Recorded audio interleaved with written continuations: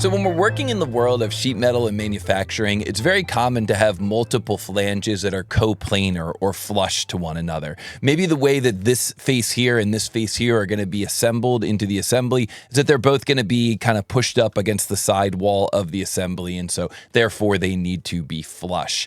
So when it comes to the creation of that flange, you can create a dynamic relationship so that if you change the location of this flange here, let's say I change this from 75 to 85, and I click the rebuild, you'll see that this lower edge down here will automatically update its location as well. If I bump that back to 80, we see that they both move together, and if I bump it back to 75, we see that they both move together as well. And the way that we establish that dynamic relationship is when we are creating this edge flange here, we can define the edge flange length using what's called blind. So with blind, what you're able to do is grab this arrow here and kind of drag this arrow around, and wherever you drop it, that's going to become the blind length.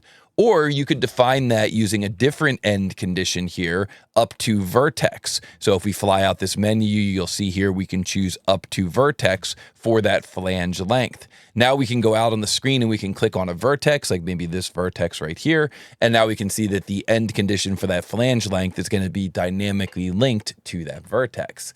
So this is something pretty cool that we do a lot, but did you know that you can actually automate that relationship when you're creating that edge flange? And here's what it looks like. When we jump into the edge flange command, we single click here on this edge, we move our mouse over, you can see what this preview looks like, and you can see down here, the end condition is set to blind. However, before I click on anything, before I left click anything, if I just take my mouse and left click on this vertex, look at that, that end condition automatically changed to up to vertex, and now we're going to have that nice dynamic relationship. And this might not seem like a big deal, but trust me, in the world of sheet metal, you're going to use this all the time, and it'll be a huge time saver because now the entire workflow looks like this. You could press the letter S on your keyboard, and if you work in sheet metal a lot, you can customize this S key to add your sheet metal commands. You could choose edge flange, choose this edge, choose this point, and then just right mouse button to finish that command, and you're done. And you're going to be confident that there's going to be that dynamic relationship between those two end faces so they always stay flush.